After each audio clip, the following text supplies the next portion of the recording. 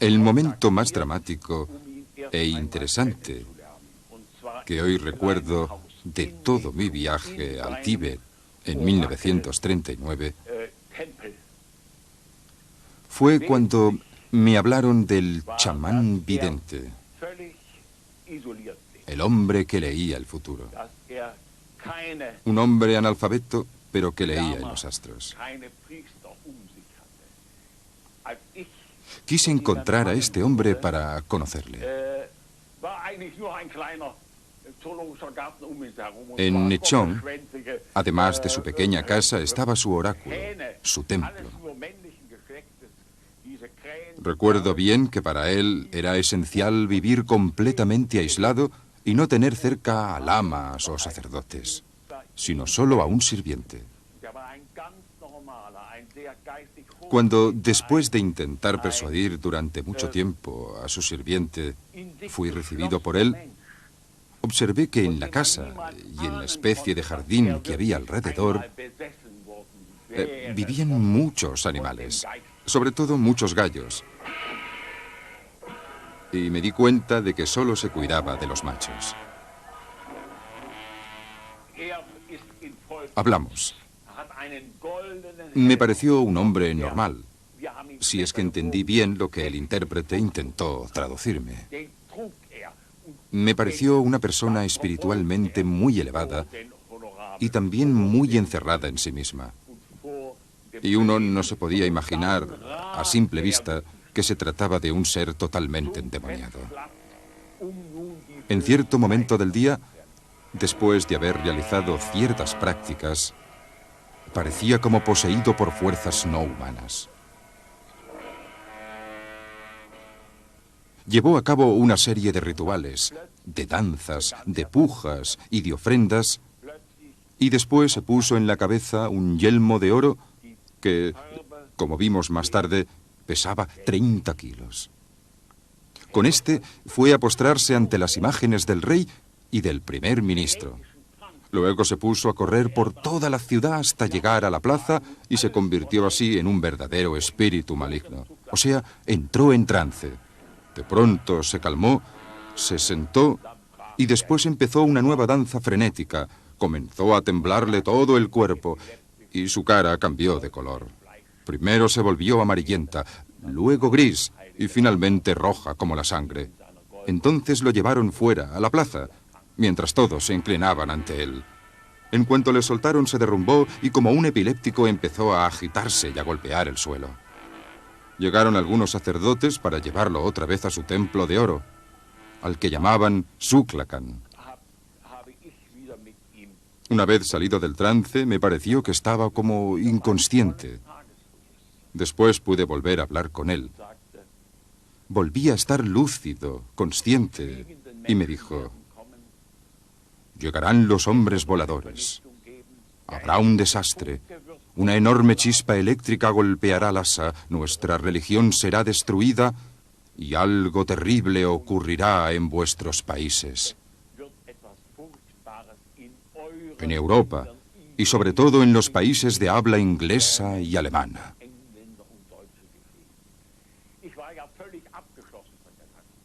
En aquel periodo, durante mi viaje, estuve completamente aislado del mundo durante muchos meses y no tenía noticias sobre los acontecimientos y la política europea, especialmente en lo referente a Alemania e Inglaterra.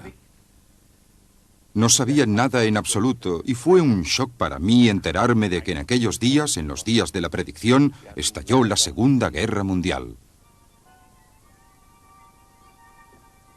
La expedición de Schäfer, financiada por Himmler y las SS a Nenérbe, oficialmente estaba interesada en el estudio de la flora, la fauna y la antropología de los pueblos tibetanos, pero en realidad era también un intento, especialmente por parte de Himmler, de establecer un contacto con los entonces dos líderes supremos del Tíbet, el Dalai Lama y su gurú, el Panchen Lama. La velada rivalidad entre estas dos figuras fue siempre el origen de intromisiones extranjeras en Tíbet. De hecho, el difunto 13º Dalai Lama era pro-inglés, mientras que el Panchen Lama era pro-chino y posteriormente pro-alemán. En efecto, al final del siguiente film, que es la película inédita sobre la misión de las SS en Tíbet de 1939, veremos cómo recibe cordialmente a las SS.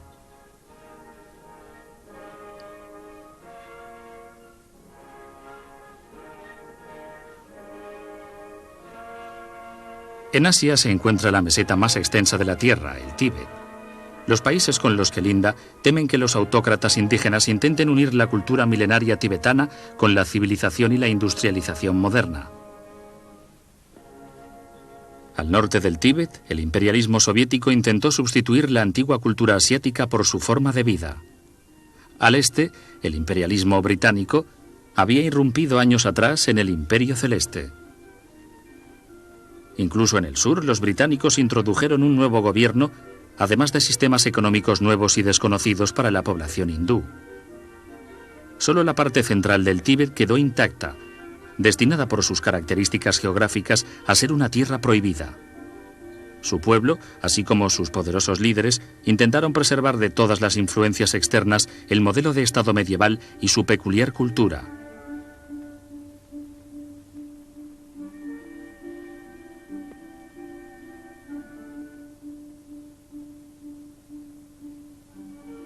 Solo unos pocos exploradores habían conseguido penetrar en este territorio. Los estudios realizados sobre las diferentes formas de vida de las personas o la flora y la fauna de la región fueron solo superficiales. Llenar estas lagunas era el objetivo de la expedición alemana de Ernst Schäfer, que duró 1 año y medio.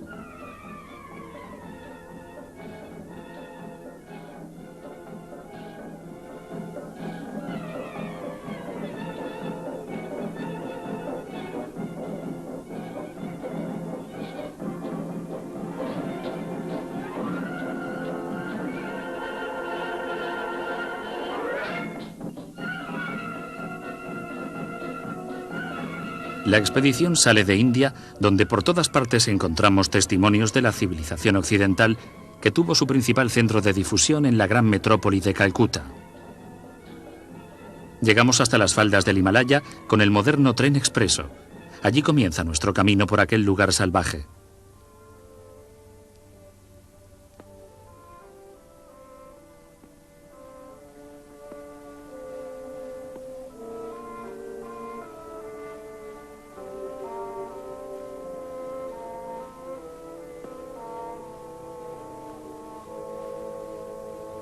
En lo alto, en la montaña, donde desaparece toda la vegetación, toda la vida, habitan los dioses y los espíritus malignos.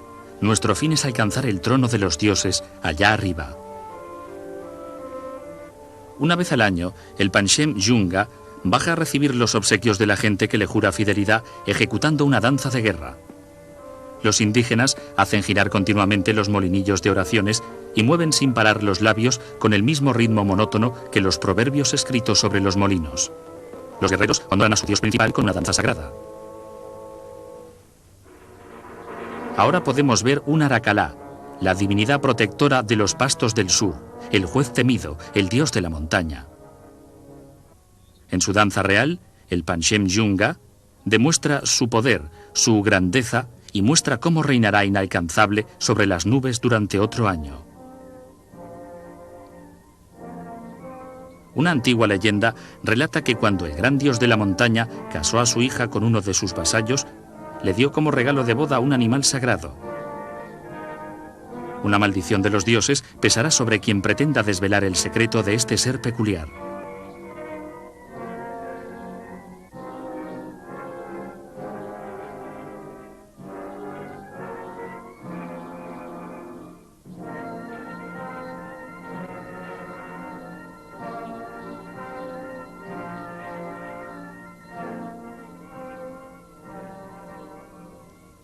A lo largo de nuestro camino, en las alturas, nos encontramos con aludes, niebla y desprendimientos de rocas.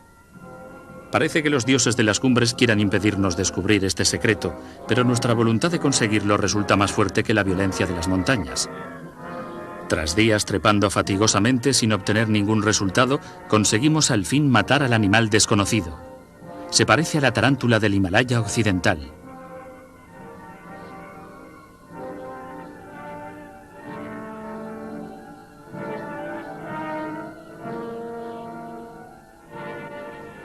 Cada uno de nosotros realiza interesantes descubrimientos e investigaciones. Nuestro estudioso de las razas recoge muchos datos. Mide los esqueletos y los cuerpos de los indígenas, las dimensiones de los pies, la longitud de los brazos, anota el color de los ojos y de la piel. Todo queda registrado de manera detallada. Y ya que nuestro antropólogo también sabe sacar a los indígenas las muelas que les duelen, obtiene de ellos la máxima estima y gratitud. La confianza en nosotros crece de tal manera que los indígenas se dejan incluso sacar moldes de sus caras. Se aplica al rostro pasta blanca resinosa que no dificulta demasiado la respiración y que forma una máscara casi igual al rostro real. El momento más esperado por todos es cuando se saca la máscara. De esta manera nació pieza tras pieza nuestra colección de las razas de las mesetas de Asia.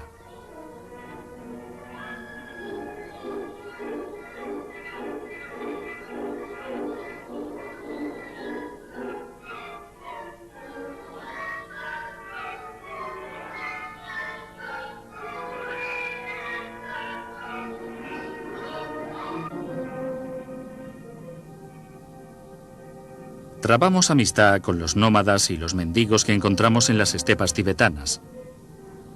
Mientras que en el sur del Tíbet el terreno se caracteriza por las altas montañas, en el norte encontramos estepas infinitas.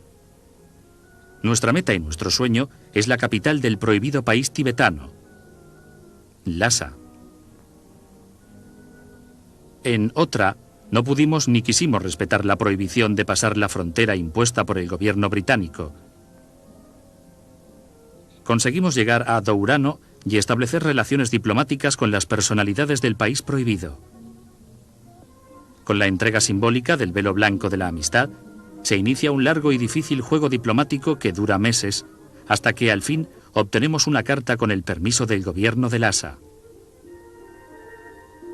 Nos dirigimos hacia nuestra tierra prometida con una nueva caravana. Pedimos la protección de los dioses con gallardetes de oraciones para nuestro peligroso viaje. De día, el sol quema. De noche, sopla un viento helado. Estos cambios extremos de temperatura provocan todavía más cansancio.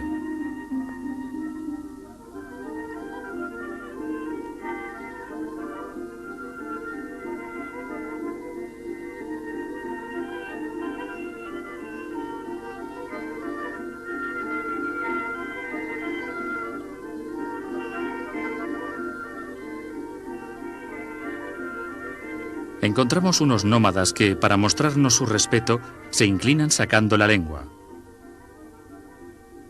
Cuando llegamos al primer núcleo habitado, los indígenas, al ver personas occidentales, se asustan. La agitación reina en todo el pueblo, pero pronto la situación se calma. Los rezos dominan toda la jornada. Los guías de nuestra caravana están encantados de estar de nuevo entre gente de su cultura. Preparan el samba, un plato nacional tibetano, una mezcla de cebada quemada con té enmohecido y mantequilla rancia aliñado con sal y soda. El poblado es muy pobre. Nuestros asnos buscan migas de pan entre las piedras. Un acontecimiento importante en estos pequeños pueblos tibetanos es la llegada del correo proveniente de la India. Los indígenas esperan con comida a los caballos hambrientos. También para nosotros hay correo de Alemania.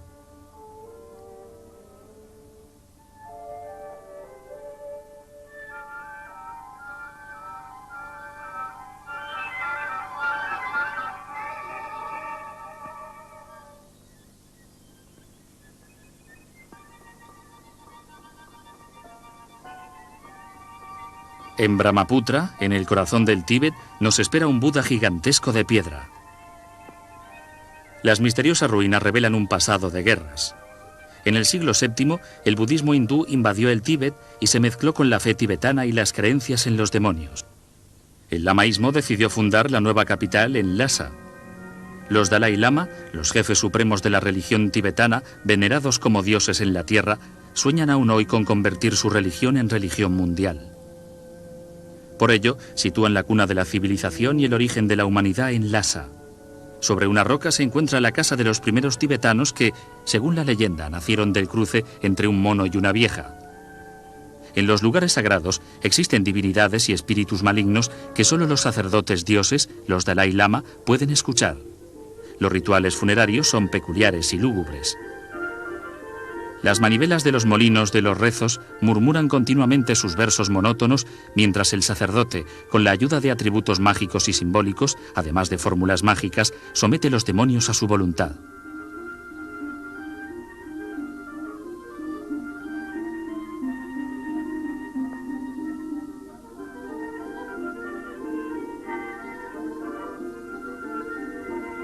Los cadáveres de los difuntos yacen sobre el campo consagrado del cual sube el humo del fuego de los sacrificios.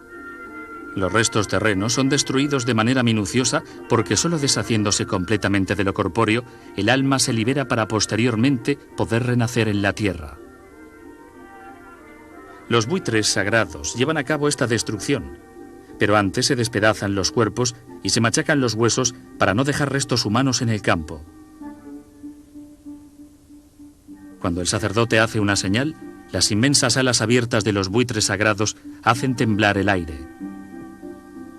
Mientras se destruye el cuerpo, las fuerzas mágicas del lama acompañan al alma que para poder volver a nacer debe vagar entre una multitud de apariciones demoníacas en el reino entre la muerte y el más allá. Durante su vida, el tibetano se acostumbra a estas apariciones espantosas a través de las imágenes de los templos, las estatuas y las máscaras. Miles de fuerzas malignas, demonios y dioses oprimen y amenazan al ser humano en todas las fases de su vida y le acompañan durante el infinito viaje que va de un renacimiento a otro hasta que, al fin, el alma encuentra el camino hacia el más alto y completo reconocimiento en el reino liberador de Buda. De esta manera, el lamaísmo domina a la gente en el Tíbet. Su poder se expresa a través de los numerosos templos y monasterios que caracterizan el paisaje. En estos vive un inmenso ejército de monjes, pues un tercio de la población masculina crece en los monasterios, donde tan solo unos pocos asumen la responsabilidad y las obligaciones de sacerdote, mientras la gran mayoría vive en condiciones pobres y difíciles.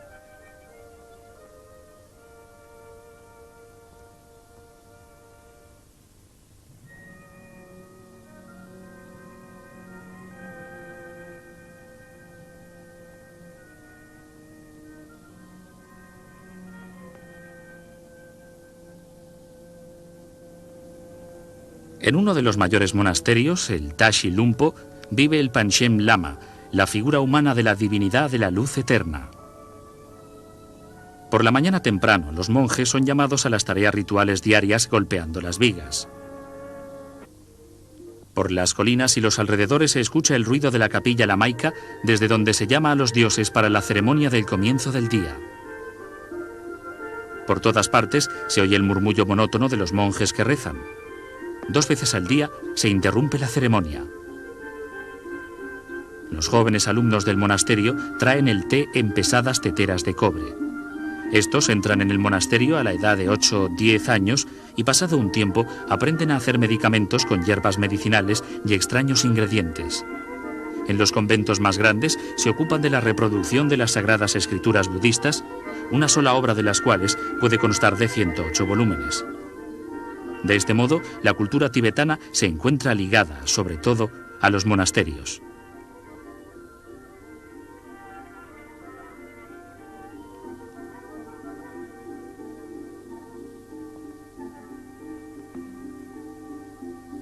Una de las pocas fiestas que todavía testimonian el espíritu guerrero del período real es la fiesta de la segunda gran ciudad del país, Shigatse.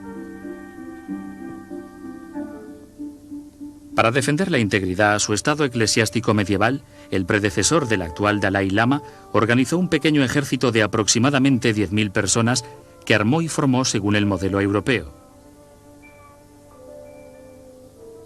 Los soldados tibetanos aprendían durante su servicio militar en India todas las tácticas modernas de entrenamiento y de guerra.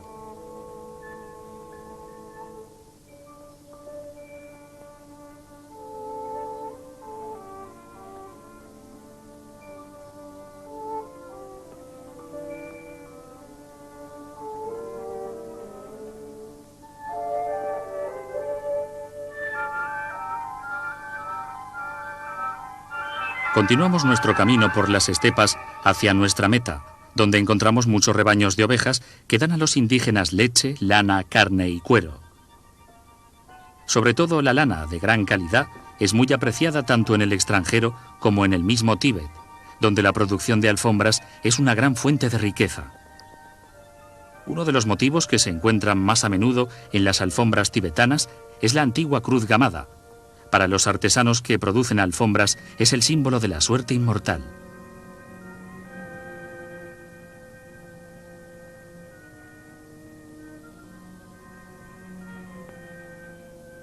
Nos acercamos a la ciudad sagrada de Lhasa.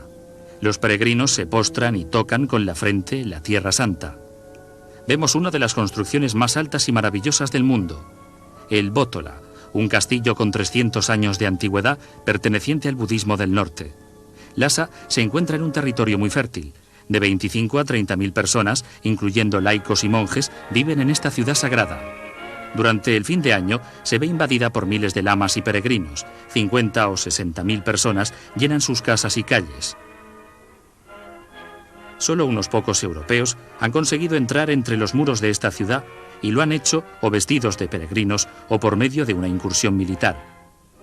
Muchos exploradores tuvieron que volver atrás ya que no obtuvieron el permiso para alcanzar esta anhelada meta. Los dignatarios más importantes del país nos dan la bienvenida como los primeros alemanes que tienen el honor de asistir a la gran fiesta de fin de año. Tenemos cuidado de no violar las formalidades prescritas de cortesía. La mínima descortesía sería fatal, ya que los dignatarios se sentirían ofendidos y rehusarían cualquier tipo de ayuda o apoyo. El protocolo se ha de llevar a cabo con un orden preciso. En las calles de Lhasa se oye el canto de los albañiles que, con unas piedras planas, siguiendo el ritmo de la música, baten otras piedras de la edificación. El canto sirve para echar a los demonios malignos del lugar de trabajo. Un ladrón con el cuello encajado en una tabla de madera está de cuclillas en una pequeña calle secundaria. De esta manera, los criminales son expuestos a la vergüenza pública durante unos días después de su condena y luego desaparecen en las cárceles subterráneas. A pesar de esta exposición a la vergüenza pública, los parientes están cerca de él dándole samba y té.